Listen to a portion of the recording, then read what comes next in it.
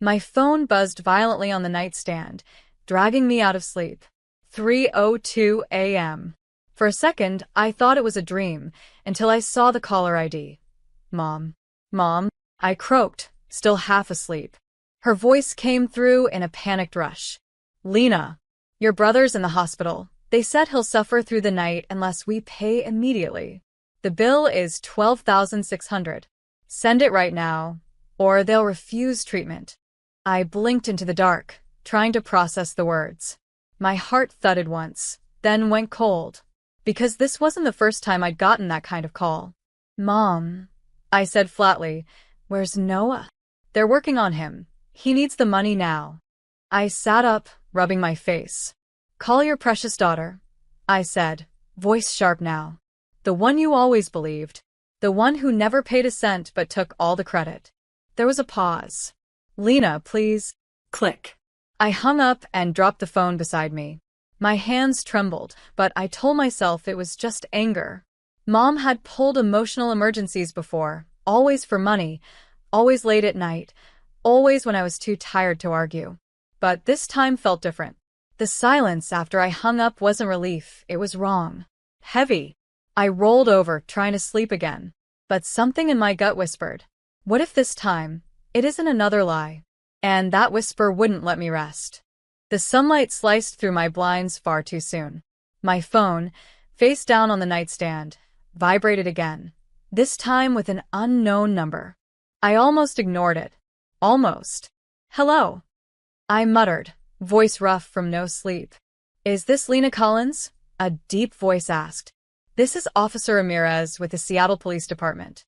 Every trace of drowsiness vanished. Yes, this is Lena. What? What's happened? There's been an incident, he said carefully. Your brother Noah Collins was admitted to St. Mary's Hospital last night after a roadside altercation. He's stable now, but we need you to come in for a statement. My stomach dropped. I sat up so fast the blanket tangled around me. Wait, he's alive? My mom, she called me last night, said he needed money or... Ma'am, the officer interrupted gently. Your mother's been here since 2:30 a.m. She's the one who called the ambulance. The phone felt slippery in my hand. Then why would she tell me? He sighed. Maybe you should come down here and ask her yourself. The line clicked. I sat there, stunned.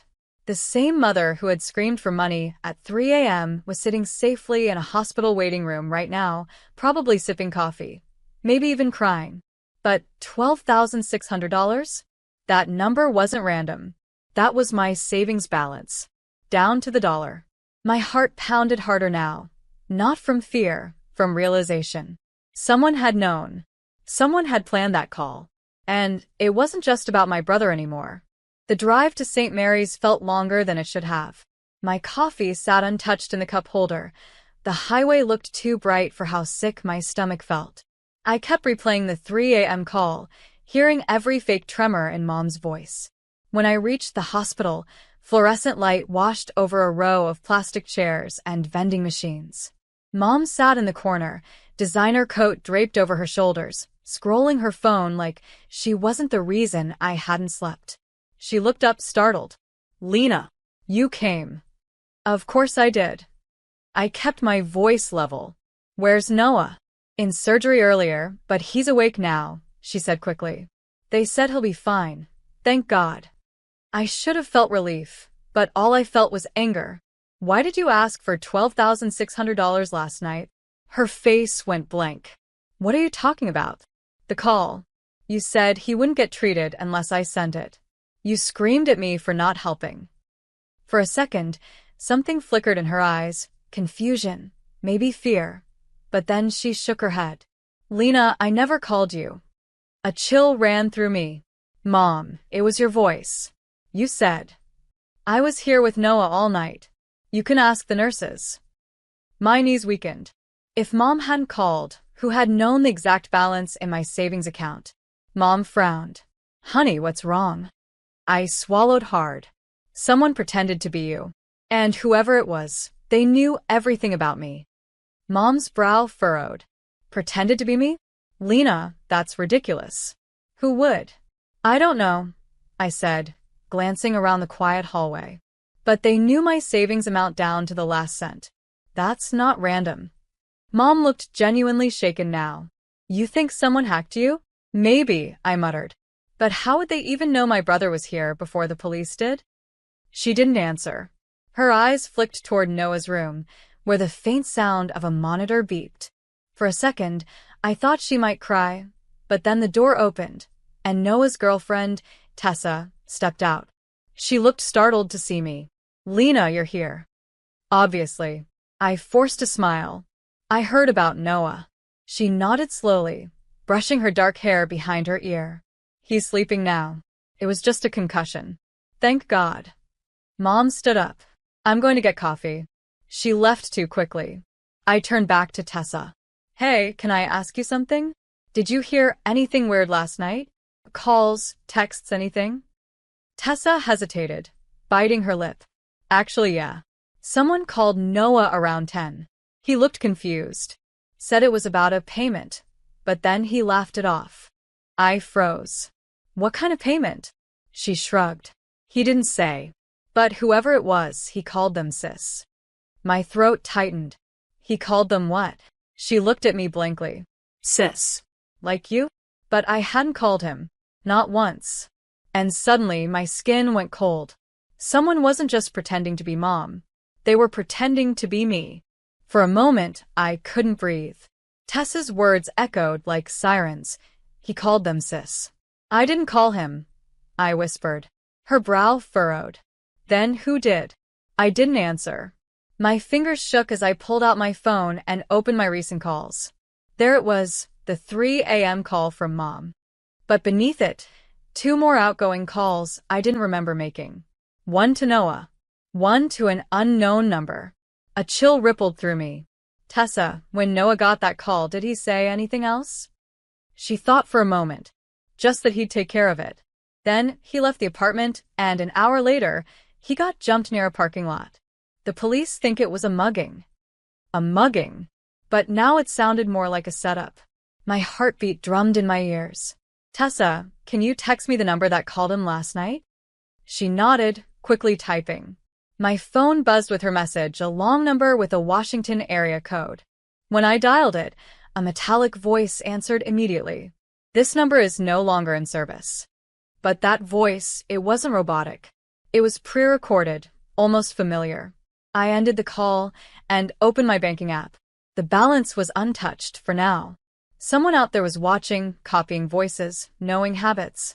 And somehow, that someone was inside my family circle. Because no stranger could ever have known what my mother sounded like crying. I sat in the hospital cafeteria, untouched coffee cooling beside me. My reflection in the window looked as pale as I felt. Whoever had faked that call didn't just guess. They knew things only my family could know. I scrolled through my phone again, opening old messages. And then it hit me. The number Tessa sent, the area code matched one I'd seen before. It was the same code from an old text chain, one from Sophie. My sister. Not by blood, but Mom's favorite, the golden stepdaughter who'd always had access to everything, passwords, accounts, even Dad's old insurance files. The one Mom still called her real helper. I remembered my own words from last night, the bitter ones I'd spat out without thinking. Call your precious daughter. The words twisted in my chest. Had Mom told Sophie about my savings? Or had Sophie found out herself? I called her immediately. Straight to voicemail. Then I tried again. Nothing. When I finally looked up, Officer Ramirez was walking toward me, notepad in hand. Miss Collins, he said. We pulled some records from the number that called your brother. Guess what? The SIM card was registered to someone named S. Langford. I stared at him, numb. Sophie Langford. He nodded. You know her? She's my stepsister. He frowned. Then we've got a bigger problem, ma'am. Because your stepsister didn't just fake your mom's voice. She accessed both of your banking profiles. We think she's done this before. My pulse pounded in my ears. Before I could respond, my phone lit up with a new message. From Sophie. Don't call the cops, Lena. You owe me this. My fingers trembled as I opened the message thread. More texts appeared, one after another, like she'd been waiting for me to wake up. You always had everything. Mom's attention, Dad's patience, Noah's love. I was the extra. The mistake. You just didn't see it. I could barely breathe. Officer, she's texting me right now. He signaled another officer to start tracing the number. I didn't mean to hurt Noah. He was just supposed to scare you. Make you send the money. Then he showed up at the parking lot yelling my name. I stared at the screen, nausea rising. Noah had recognized her. That's why he'd gone out that night. That's why he'd been attacked. Another text arrived, slower this time, almost desperate. He wasn't supposed to get hurt, Lena. I swear. I typed back, hands shaking. Where are you, Sophie? Please, just stop this before it gets worse. For a full minute, nothing. Then a final message. You'll find me where it started. The house Dad left us. Midnight. The officer leaned over my shoulder. We'll send a unit. But I shook my head. No. She won't talk to anyone else.